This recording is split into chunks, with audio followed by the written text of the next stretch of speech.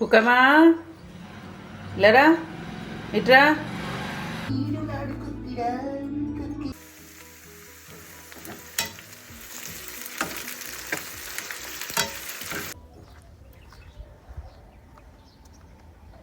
Store room పైన green leafy vegetables వేస్తాను కదా బాస్కెట్స్, అవన్నీ చూడండి ఎలా అయిపోయినాయి. ఊరెళ్ళే ముందు లైట్గా అందులోనూ అన్నిటిలోనూ కొత్తిమీర, పాలకూర, మెంతికూర అలా అన్ని రకాలు ఉన్నాయన్నమాట. వెళ్ళే ముందు ఎందుకులే కట్ చేయటం అంత యూజ్ లేదు కదా, వచ్చిన తర్వాత కోద్దాం తొందరగానే వచ్చేస్తాను కదా ఒక 2-3 రోజుల్లో అనుకున్నాను. బట్ రాలేదు కదా, 15 రోజులు ఉండిపోవడం వల్ల ఇలా అయింది. మొత్తం అంతా డ్రై అయిపోయినాయి. అయినా వెదర్ కూడా చాలా ఎక్స్ట్రీమ్ కండిషన్స్లో ఉంది. ఇప్పుడు సమ్మర్ స్టార్ట్ అయిపోయి నా మొక్కలన్నీ కూడా ఎలా కాపాడుకోవాలి, ఏ రకంగా అయితే వాటిని నేను సేవ్ చేయగలను అన్న ఆలోచనలోనే ఉన్నానన్నమాట. వచ్చేటప్పుడు అక్కడి నుంచి ఇట్లా గోను చంచులు ఉంటాయి కదా మనకి, బియ్యం మూటలు కట్టడానికి, వడ్లు ధాన్యం మూటలు కట్టడానికి చంచులు ఉంటాయి కదా గోన్లు, అవి తీసుకొచ్చానమాట. వీటితో పాటు కొంచెం వెదర్ మెయింటైన్ అవుతుందన్నమాట. అంటే చల్లగా ఒకవేళ నీళ్ళు తడిపేసినా కానీ అది తడిగా ఉంటుంది కదా, ఆరటానికి టైం పడుతుంది కాబట్టి వెదర్ మెయింటైన్ అవుతుంది. సో ఈ రకంగా ఇంటికి చుట్టూ గ్రీన్ నెట్లన్నీ కూడా కట్టించేద్దాం అనుకుంటున్నాను అనమాట. హాయ్, హలో, నమస్తే, welcome back to my channel Bhagyalakshmi నివాసం. అందరూ ఎలా ఉన్నారు? నేనైతే చాలా బాగున్నాను. మీరంతా కూడా ఎలా ఉన్నారో నాకు కమెంట్ చేయండి. ఈ మధ్య చాలామంది కమెంట్స్ చేయడం మానేశారు. కమెంట్స్ చేస్తే కనుక నాకు హ్యాపీగా ఉంటుంది అండ్ రీచ్ కూడా ఎక్కువ ఉంటుందన్నమాట. సో కమెంట్ చేయండి. మీకు వీడియోస్ నచ్చినట్లయితే కనుక లైక్ చేయండి, తప్పకుండా లైక్ చేయడం కూడా మర్చిపోద్దు. దానివల్ల కూడా రీచ్ ఎక్కువ ఉంటుందన్నమాట. సో మీ అందరికీ వీడియోస్ అన్నీ నచ్చుతున్నాయని అనుకుంటున్నాను. మీరు ఒకవేళ కమెంట్ చేసి చెప్పండి నాకు, ఒకవేళ పర్టికులర్ కంటెంట్ చూడాలనుకుంటున్నామని అంటే నేను అది చేయడానికి ట్రై చేస్తాను. అండ్ ఈరోజు ఏంటంటే మార్నింగ్ బ్రేక్ఫాస్ట్ అంతా కూడా ఏం పని లేదనమాట. అంటే మా ప్రసాద్ గారు వేరే ఎవరో వస్తున్నారని చెప్పి వాళ్ళతో పాటు బ్రేక్ఫాస్ట్కి బయటకు వెళ్ళిపోతాం అని అనుకున్నారు. సో నాకు ఇంట్లో పని తొందరగా చేసుకోవడం గురించి ఏదో ఒకటి ఒక ఏరియా కార్నర్ ఎంచుకుంటాను కదా. సో నార్మల్గా డస్టింగ్ అంతా అయిపోయింది. సో ఈ కిచెన్ విండో అంతా క్లీన్ చేసేసిన తర్వాత స్నానానికి వెళ్ళి తర్వాత చూద్దాంలే అని అనుకుంటున్నాను అనమాట. సో దాని గురించే విండో కూడా క్లీన్ చేస్తున్నాను. రొటీన్గా క్లీన్ చేసేది ఎప్పుడు కూడా ఊరికే ఫ్యాన్సీగా క్లీనర్లు అన్నీ పెట్టి, లేకపోతే ఇంట్లో హోమ్మేడ్ చేసిన క్లీనర్లు ఇవన్నీ పెట్టి యూజ్ చేయాల్సిన అవసరం ఉండదు. ఒక తడిగుడ్డ, ఒక పొడిగుడ్డ ఉంటే చాలన్నమాట. ఓన్లీ గ్లాసులు క్లీన్ చేయడానికి మాత్రం నేనైతే తడిగుడ్డ చక్కగా డ్రైగా పిండేసి దాంతో తుడిచేసిన తర్వాత మంచి పొడిగుడ్డతో తుడిచేస్తే కనుక చుక్కలది లేకుండా కూడా నీట్గా వచ్చేస్తాయి. అయితే బయట ఉన్న కిటికీలకు మాత్రం కొంచెం వాటర్ మొక్కలకి అది స్ప్రే చేస్తాను కదా, ఆ స్పాట్స్ ఉండిపోతాయి అన్నమాట. సో దానికి యూస్ చేస్తూ ఉంటాను. కిచెన్కి అండ్ బెడ్రూమ్ విండోలకి, పిల్లల రూమ్లో విండోలకి అంత అవసరం ఉండదు. ఓన్లీ తడిగుడ్డ పొడిగుడ్డతో మాత్రం చక్కగా నొక్కి తుడిచేస్తే కనుక క్లీన్గా స్పాట్లెస్గా వస్తాయన్నమాట. సో నేను అలా క్లీన్ చేస్తూ ఉంటాను విండోస్ అన్నీ. ఈరోజు కిచెన్లో కూడా బ్యాక్ స్ప్లాష్ అండ్ కిచెన్ పైన అంతా ఉన్నాయి కదా బాక్స్లు, అవన్నీ కూడా క్లీన్ చేద్దాం అనుకుంటున్నాను. ఈ మనీ ప్లాంట్ కూడా చాలా రోజుల తర్వాత మళ్ళీ గ్రో అయిందనమాట. అంత క్రితం అయితే చాలా మంచి గ్రో, లాస్ట్ ఇయర్ సేమ్ ఇదే టైంలో అసలు స్ట్రింగ్స్ చాలా వేళ్లాడిపోయేంత మంచి గ్రో ఉందనమాట. అయితే ఇది ఏమైందంటే ఈ సంవత్సరం కొంచెం వాటరింగ్ సిస్టమ్ కూడా సరిగ్గా లేదు నాది. బయటికి కూడా ఎక్కువ వెళ్ళటం వల్ల నీళ్ళది సరిగ్గా పోయిక కొంచెం గ్రో తక్కువ ఉంది. లాస్ట్ ఇయర్ చూడండి ఎంత మంచి గ్రో ఉందో. అసలు 2 చిన్న చిన్న కుండీల్లో మొక్కలు ఇలా మనీ ప్లాంట్ మొక్క ఎదిగింది అంటే నమ్మగలరా? అసలు ఎన్ని స్ట్రింగ్స్ ఉన్నాయంటే చాలా, ఇలా పైకెత్తి పట్టుకుంటే కింద వరకు కూడా 4-5 స్ట్రింగ్స్ పైనే ఎక్కువ ఉన్నాయన్నమాట. సో ఇంత బాగా గ్రో అవడానికి కూడా మనం ఊరికే ఏం వేయక్కర్లేదు. వర్మి కంపోస్ట్, వాటరింగ్ సప్లై సరిగ్గా ఉంటే సరిపోద్ది అనమాట. మధ్య మధ్యలో మనం చెక్ చేసుకుంటూ ఉండాలి, ఎక్కువ వాటరింగ్ అవ్వకుండా. That's it. తర్వాత బ్రేక్ఫాస్ట్ నేను ఒక్కదాన్నే కాబట్టి ఇంట్లో బ్రెడ్ స్లైసెస్ ఉంటే నేను బ్రెడ్తో పాటు నేను ఇలా బ్రెడ్ టోస్ట్ చేసుకుంటూ ఉంటానన్నమాట. నేను ఈరోజు కొంచెం స్పెషల్గా ఫీల్ అయ్యాను. ఎందుకంటే పిల్లలకి చిన్నప్పుడు ఇట్లా చేసేదాన్ని ఎక్కువ, స్కూల్కి పట్టుకెళ్ళడానికి, లేకపోతే స్కూల్కి వెళ్ళే ముందు బ్రేక్ఫాస్ట్ ఏమి చేయకపోతే కనుక ఇలా బ్రెడ్ టోస్ట్ చేసి జామ్ అండ్ నేను ఇంకా మీగడ పెట్టి టోస్ట్ చేసేదాన్ని, లేదంటే కనుక బటర్ పెట్టి టోస్ట్ చేసేదాన్ని. అయితే బటర్ చాలా తక్కువ, మీగడ ఎక్కువ పెట్టేసి చేసేదాన్ని అనమాట. ఇక్కడ వాళ్ళైతే దీని మీద ఇంకా పంచదార మీగడ మీద పంచదార వేసి దాన్ని టోస్ట్ చేసి కాల్చుకుని తింటూ ఉంటారనమాట. సో నాకు పిల్లలు టైం గుర్తొచ్చిందన్నమాట, స్కూల్ టైము.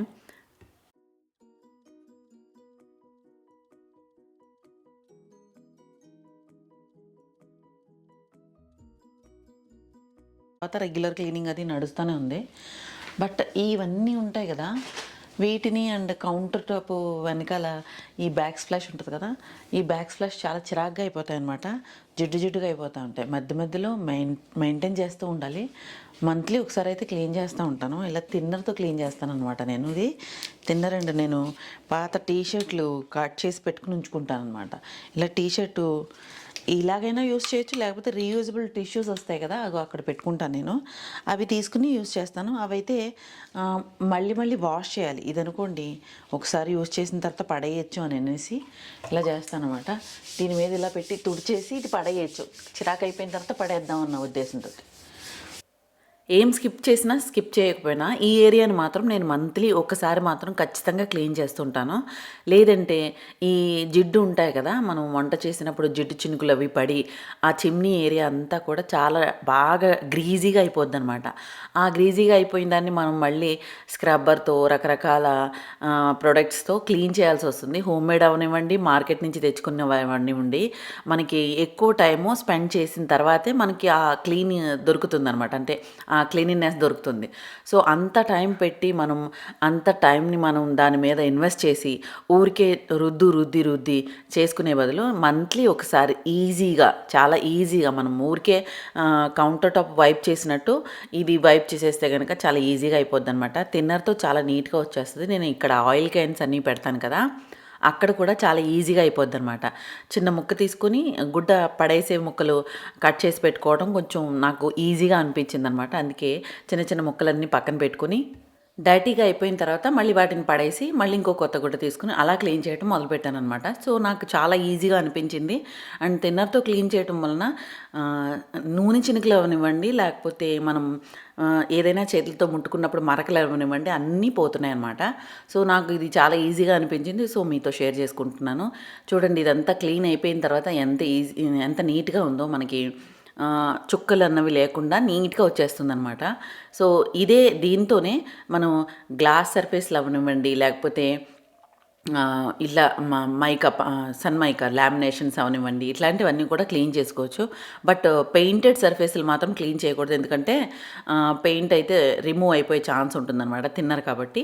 సో తర్వాత నేను ఇక్కడ మైక్రోవేవ్ కూడా క్లీన్ చేస్తాను, దాని మీద పెట్టినవన్నీ కూడా క్లీన్ చేశాను. స్టవ్ కూడా లాస్ట్లో క్లీన్ చేసేసుకుంటే రెగ్యులర్గా కూడా ఇప్పుడు నెక్స్ట్ వంట చేయాలి కదా, మళ్ళీ ఎందుకులే అన్నీ పడిపోయిన తర్వాత ఒకేసారి చేద్దాం అన్నట్టు నెగ్లెక్ట్ చేయను అనమాట. నేను ఎప్పుడైతే చేతిలో వరుసగా పని చేసుకుంటూ వెళ్తున్నామో అప్పుడు ఆ పని అంతా కంప్లీట్ అయిపోవాలన్నమాట. సో నేను ఇలా స్టవ్ కూడా రెగ్యులర్గా చేస్తూనే ఉంటాను.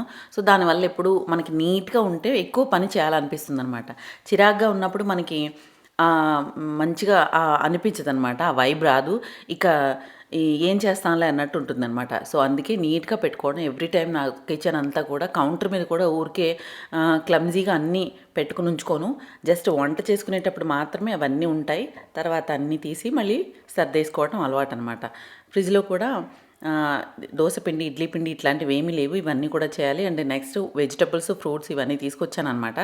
సో ఇవన్నీ కట్ చేసి పెట్టి సర్ది ఫ్రిడ్జ్ అంతా కూడా నీట్గా క్లీన్ చేసేసిన తర్వాత వెజిటబుల్స్ అన్నీ కూడా పెడదాం అనేసి మొత్తం ఒకసారి చూస్తున్నాను. Weekly once vegetables and fruits తెచ్చుకోవటం అలవాటు. అండ్ ఇక్కడ కూడా సంత ఉంటుందన్నమాట వీక్లీ వన్స్. సో ఆ టైంలో వెళ్ళి తీసుకురావటం అండ్ ఫ్రూట్స్ కూడా సీజనల్గా తీసుకొచ్చి ఖచ్చితంగా తినడం అలవాటు అనమాట. సో దాని గురించి నేను ఇట్లా తీసుకురాగానే వెంటనే సర్ది పెట్టుకోవడం కూడా అలవాటు. అందులోనూ మనం ఒకవేళ అలా సర్ది పెట్టుకోకుండా ఫ్రిడ్జ్లో అలాగే డంప్ చేసేస్తే కనుక అవి అలా ఉండిపోతాయి అన్నమాట. అండ్ లీఫీ వెజిటబుల్స్ అలాంటివన్నీ కూడా పాడైపోయే ఛాన్స్ కూడా ఉంటుంది. సో వెంటనే క్లీన్ చేసేయడం, సర్ది పెట్టుకునేవి అంటే కటింగ్ చేసి పెట్టుకునేవి, ప్రీ కట్స్ అవి చేసి పెట్టుకుంటాం కదా, అలా చేసి పెట్టుకుంటే కనుక మనం యూజ్ చేసుకునేది కన్జంప్షన్ కూడా చాలా మంచిగా ఉంటుందన్నమాట. సో దాని గురించి నేను అన్నీ సర్ది పెట్టుకుంటానమాట. ఒకవేళ సర్దలేదంటే కనుక అవి అలాగే ఉండిపోతాయి అన్నమాట. సో అందుకని నేను తీసుకురాగానే మ్యాక్సిమం ట్రై చేస్తాను వెంటనే సర్ది పెట్టేయడానికి.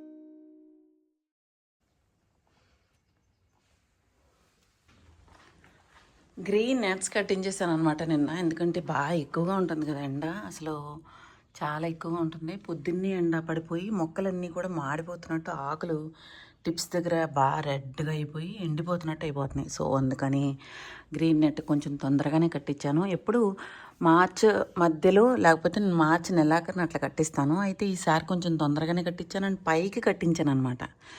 ఆ తర్వాత ఈ వెనకాల కూడా కట్టించాను. ఆ మూల నుంచి కనబడుతుందో లేదో మీకు, అదిగో ఆ మూల నుంచి ఆ చివరి వరకు. ఇది లాస్ట్ ఇయర్ ఉంది కానీ ఈ సంవత్సరం కొంచెం పెద్దది కట్టించాను అనమాట. లాస్ట్ ఇయర్ది ఇది కూడా, అంటే ఫ్రంట్ కట్టించేవాళ్ళం దీన్ని. ఇది ఇక్కడి నుంచి అక్కడ దాకా అలా కట్టించేసాను. సో దానివల్ల కొంచెం ఎండ కొంచెం ఎక్కువ డ్రైగా రాకుండా, ఎండ బాగా గట్టిగా తగలకుండా కిచెన్లో కూడా చల్లగా ఉంటుంది అనేసి నేను అలా చేయించాను అనమాట. ఇంకా ఈ పక్కన అయితే వెనకాల ఈ పక్కన కూడా కట్టించేద్దాం అనుకుంటున్నాను, ఈ పైన. బట్ చూడాలి, అప్పుడే ఎందుకులే అంత ఎండ రావట్లేదులే. మే నెలలో అలా అయితే బాగా గట్టిగా వస్తుంది కదా, అప్పుడు ఆ పక్కన కట్టిస్తాను. అందాక ఈ ఫ్రంట్ మాత్రం కట్టించాను అనమాట.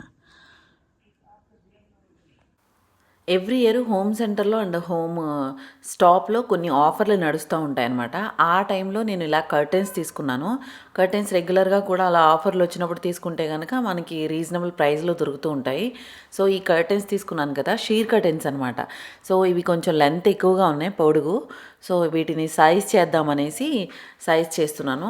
ఎవ్రీ టైం డిసెంబర్ అండ్ లేకపోతే కనుక జూలైలో మాన్సూన్ టైంలో లేదంటే వింటర్ టైంలో ఆఫర్లు నడుస్తూ ఉంటాయన్నమాట. హోమ్ స్టాప్లో లేదంటే హోమ్ సెంటర్లో రెండిట్లోనూ ఆఫర్లు నడుస్తూ ఉంటాయి. సో మనకి రీజనబుల్ ప్రైస్లో చాలా మంచిగా దొరుకుతాయి అనమాట.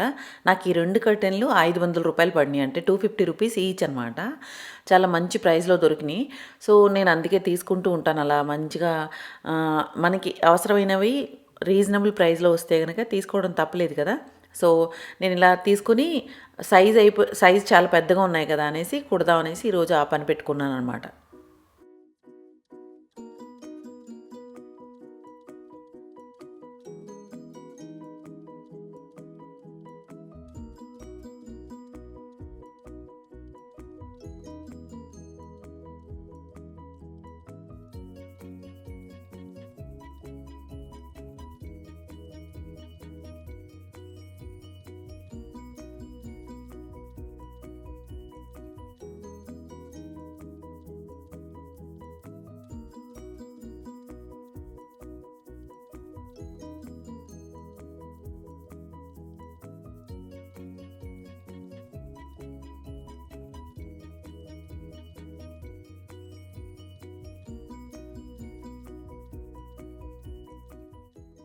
సో ఇదండి ఈరోజు నా వీడియో. మీ అందరికీ నచ్చినట్లయితే కనుక లైక్ చేయండి, షేర్ చేయండి, సబ్స్క్రైబ్ చేయడం మాత్రం మర్చిపోవద్దు. Thank you for watching.